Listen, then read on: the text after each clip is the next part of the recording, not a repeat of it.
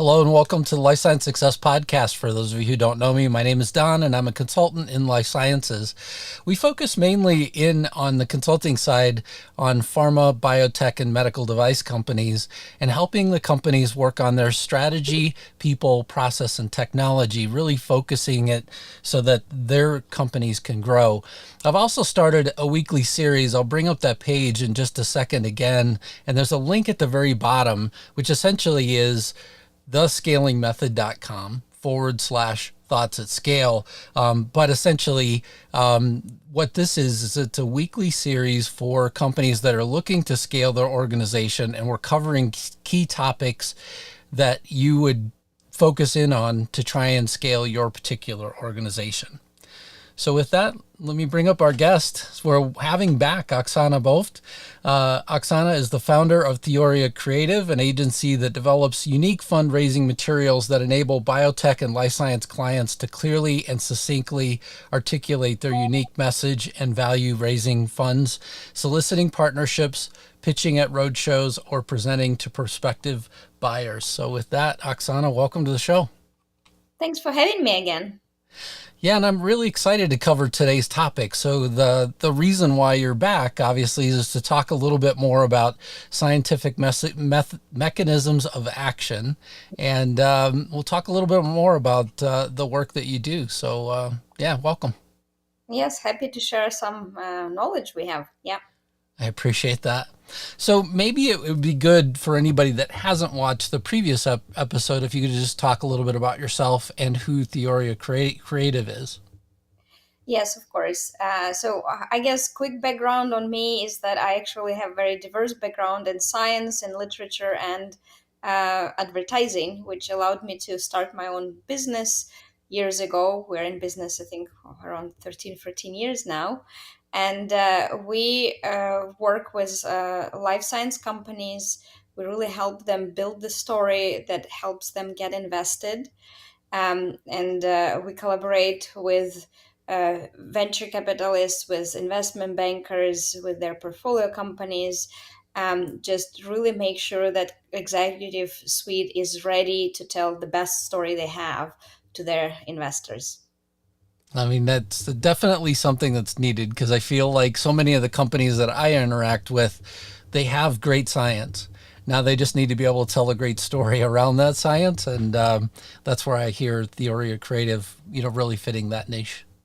Yes, looks like we found our little niche. That's true. A lot of companies that we work with, they, like you said, they have great scientists, very notable scientists sometimes, and groundbreaking science. But gosh, talking about it is a challenge. Yes. Yeah.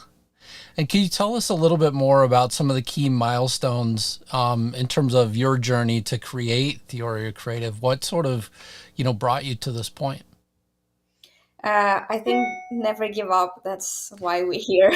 Because developing a company is difficult. You always run into certain problems. And for us, it was pretty much sensing and following where the industry was taking us. We started just like any other brand agency, which didn't last long at all because we realized that people beautiful images don't really help people if they don't have a message behind. And this is what prompt us to focus really on the story and the message behind it, and then obviously package it along with the very nice graphics. Then it's a good package to offer. So for us, the milestones were just pretty much don't give up and keep exploring and follow where the need is, and we found the need. Yeah. So important. I think this idea in terms of pivoting is something that's familiar with any entrepreneur overall. But I also think inside of life sciences, quite a few of the companies that that we would work with, they're constantly pivoting as well. So trying to really sense where where do they need help is not always an easy thing. How did you stay in touch with that? How did what was the best way that you found to really sense where the clients were going, where they needed help? Their feedback mostly, because they would always tell us you're really great at such and such things, and so you start thinking, I thought to do this, I kind of like this, but they say we're really good at that. And so why don't we start kind of trying to maybe combine or look more into what's needed? And this is how we stayed afloat for so many years and actually in great demand, thankfully. So. Yeah, and then what types of clients do you normally work with? I seem to recall you saying before that you've worked with investors as well. So, I mean, even outside of, just strict life sciences, you also worked with the investment side as well. Is that correct? It's correct, but mostly we focus on their portfolio companies, right? And so the sweet spot for us is late preclinical, early clinical companies, which is pretty much a constant raising of funds, going public or raising private funds. So this is a sweet spot for us, and investors that we work with, they usually invest in these companies, and once they've done their first round on investments, it's never ending. They need a next one. And so investors want to make sure that the story is solid, strong, and the next round will be successful. That's where we come in and we help them fine tune the story. Sometimes we even help improve communication between investors and the executive team, because sometimes there are two different directions, but we talk to both and we find out how to align them, and that definitely helps them see eye to eye and raise funds successfully and achieve their business goals. Yeah, I feel like so much of this, the process as well, just of working through what the story would be, would help you, really refine that end idea that you're going for with your company as well. And I mean, I just beyond like, what you might produce in the end, I just see it being beneficial for the company as well. Yes, and oftentimes when we work with clients, even our questions help them really change their mindset and see clearly where they're going. And oftentimes, sometimes they come to us and they say, "Oh, we need it very quickly. Let's just start and move on." And then we start asking questions. They're like, "It's good questions. We need to think it about it internally." And so then it takes the slower process, and then, but they end up in a better spot at the end, and we usually have a very good feedback. Yeah. Can you share with us an example of a project that either was particularly challenging or one that was rewarding? Most of our work is rewarding because we can see how our clients' eyes lit up when they see their new story. And sometimes they say, "Oh, wow, is that us?"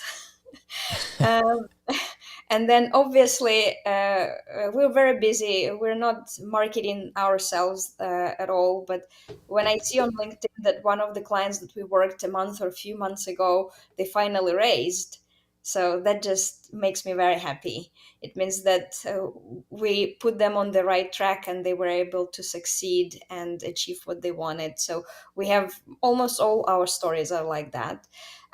The challenge for us is different. I think when you love your work and you're good at it, it's not a challenge. The challenge Mhm. is when you struggle to create something, and we usually don't have that.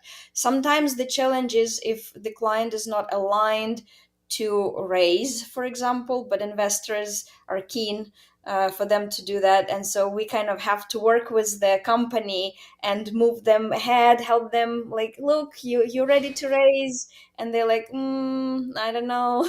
And so that's the difficulties, that's the challenges, but other than that, everything is more or less just focused on rewards. Yeah, so important. And then let's talk a little bit about scientific mechanisms of action. I don't know why I'm having trouble saying that, but MOA. So, yeah, let's talk a little bit about scientific mechanisms of action. For anybody that's not familiar, could you explain what they are?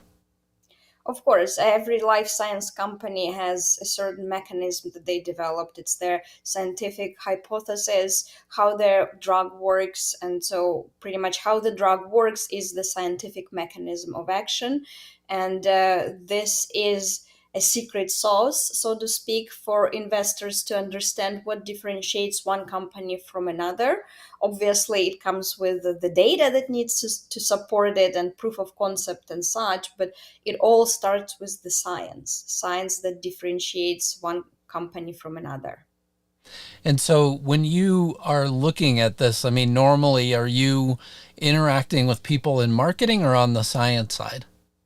We normally work with the executive suite, and if the science is too intricate, then we go to scientists in the company because we need to figure it out, understand the value of it. So pretty much we look at the science, but from the marketing and business perspective, and see how we can talk about it, what we can relate it to, so generalists, investors could understand it faster and simpler and see the value.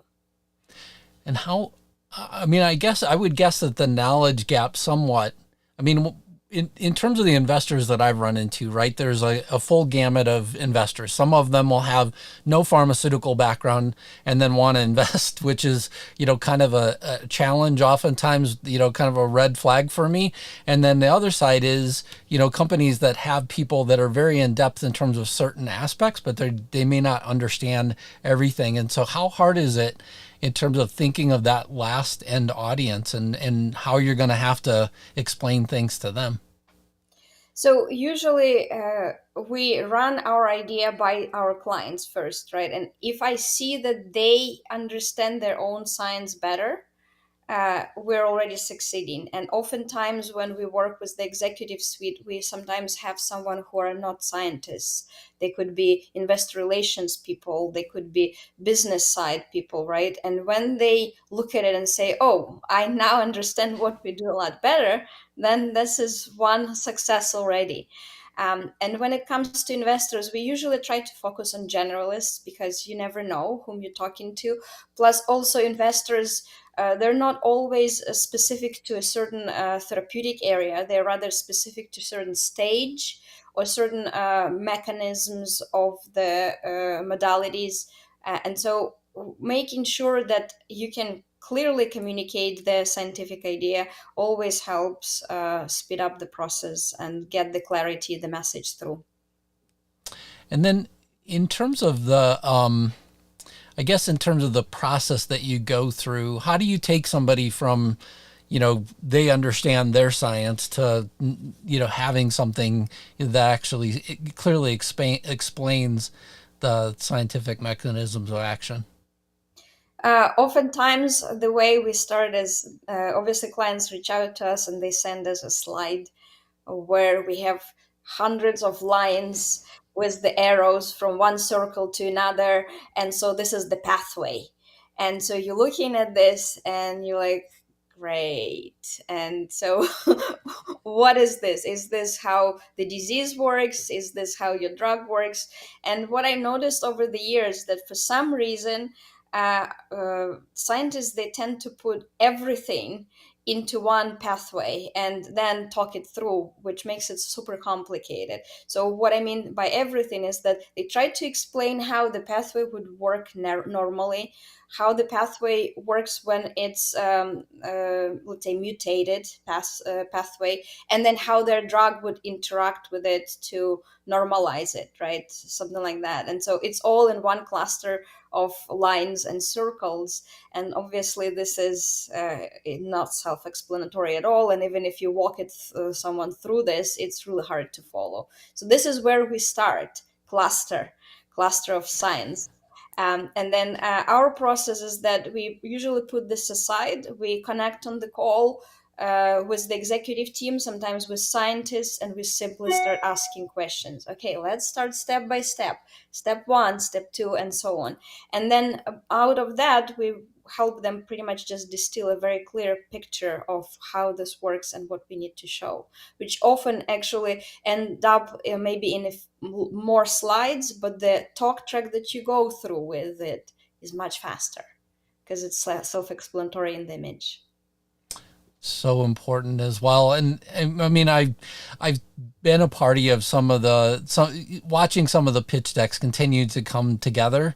And what I've seen as well is that what leads to that end message is really the presentation after presentation. Oftentimes the scientific team winds up in a call where they're having to explain all of these things as fast as possible instead Right. of, saying, look, I mean, it may not be possible to cover everything. We'll cover, this part today. And then if you want additional follow-ups, we may have to, do additional calls because I feel That like there's oftentimes so rushed. Sorry. Yeah. Yeah, sorry, I wanted to interrupt, but this is actually the challenge because scientists can drop any of the single little detail of the pathway, even if that pathway goes all the way to the other end that they never interact with. They Mhm. still feel the need to explain it, and that's why we always see the cluster first, and then we try to prioritize and actually understand who are the main,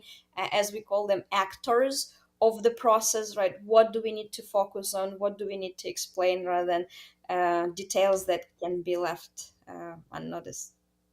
Yeah, I would imagine picking that apart probably isn't initially easy, but it also is part of a good learning process, I would envision, because having to do it, you're having to kind of untangle that cluster more or less.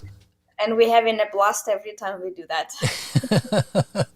Well, that's really good, and I guess the at the end of the day, do you feel like generalists really get a better grasp of MOAs at the end? I think so, especially with the images. When we do illustrations or animations, it becomes self explanatory, especially if our clients are pitching and they want to leave the deck behind, and that can show the clear differentiation of their science in a quick, simple 3 frames of illustrations. I think that's a big value to the company.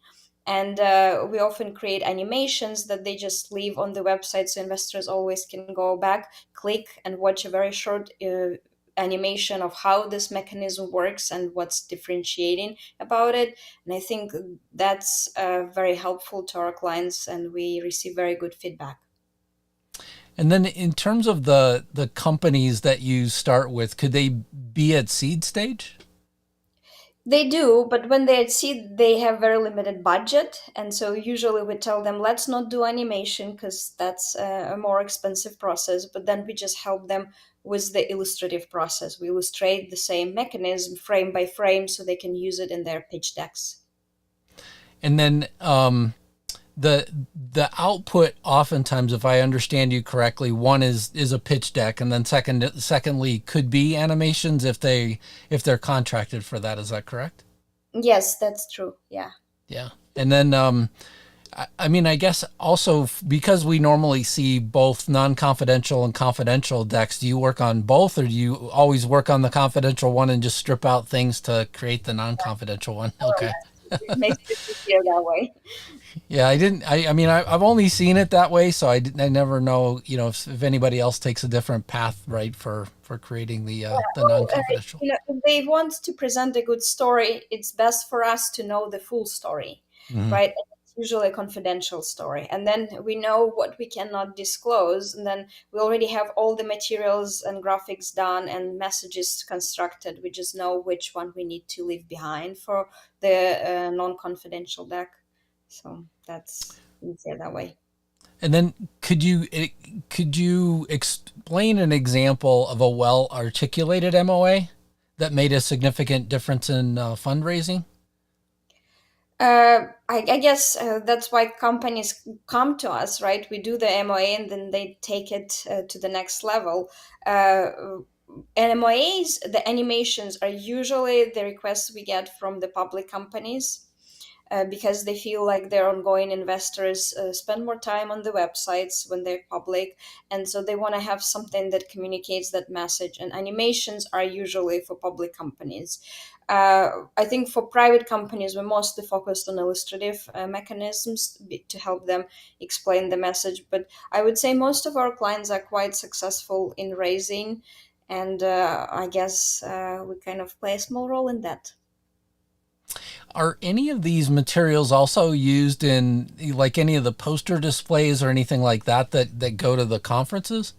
Yeah, mechanism of actions, and when we work on the deck, we create a style, oftentimes style that they didn't have within their brand, and so then that style translates into all other materials that they use, including the conferences and scientific posters and such.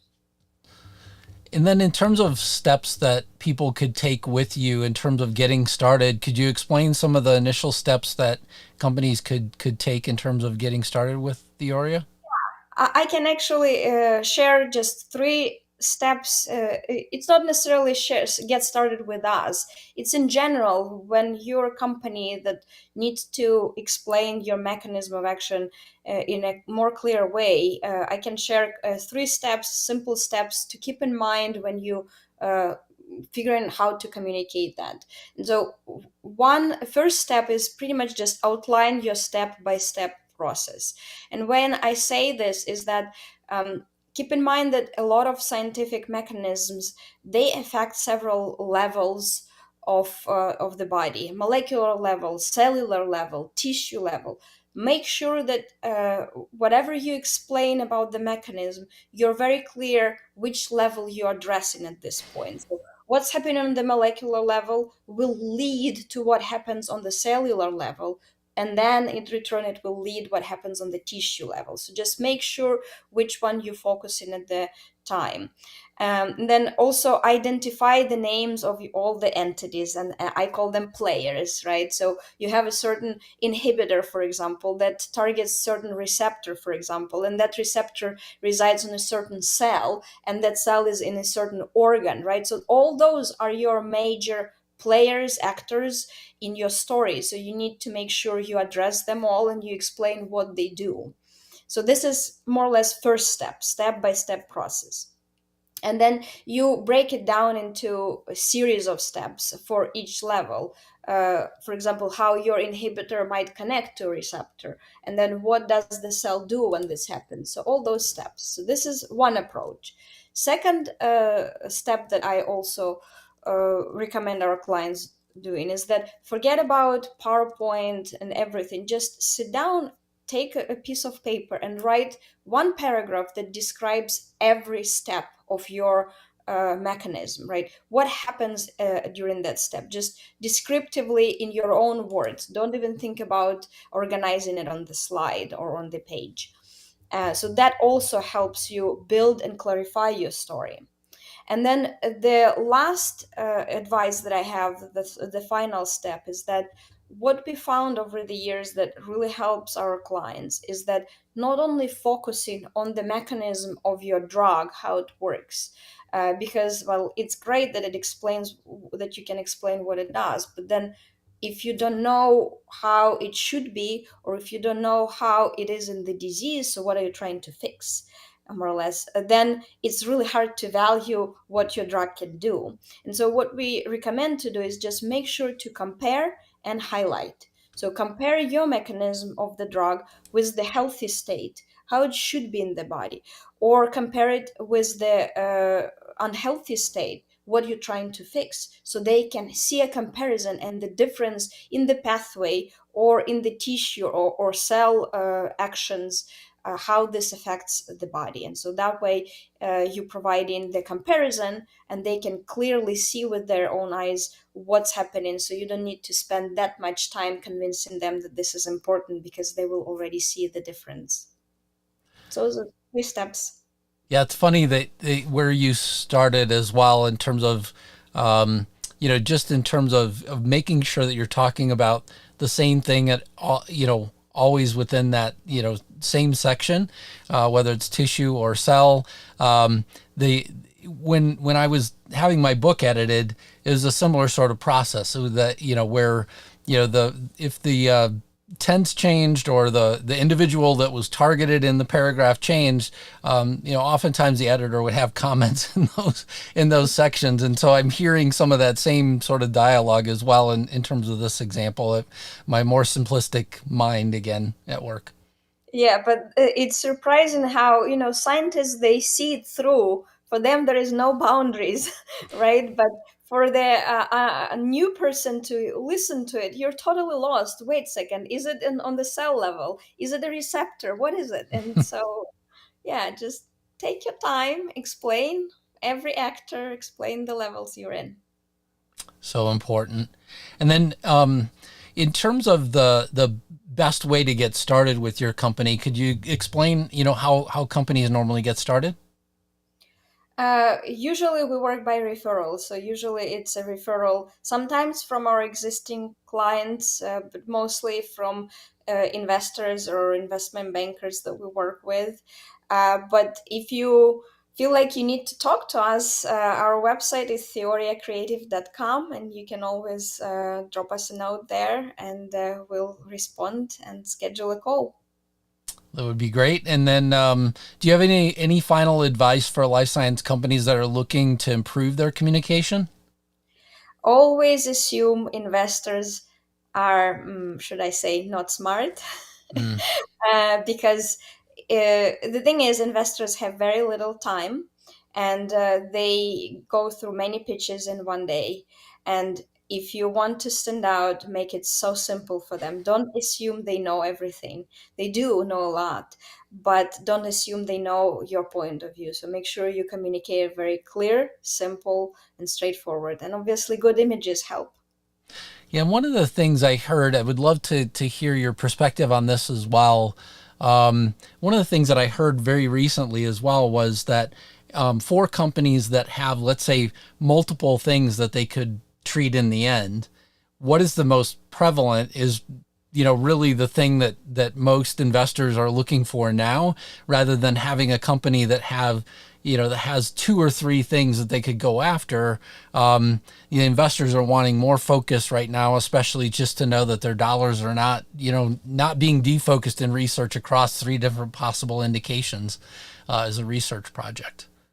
Yes, so usually if that's the case, you need to try to get into investor mindset, and you need to understand what do they see in your scientific idea, what's the potential.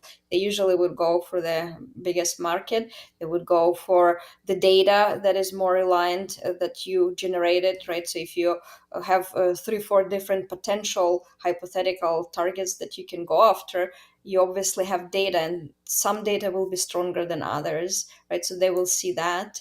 And obviously the market trends, right? Because, stock market, and then regulatory changes, it all affects it. So you need to pretty much weigh in all the pros and cons. And I guess when you're pitching, we usually help our clients to focus too, because you need to go through the fundraise. Once you have money, you can figure out what you want to do next.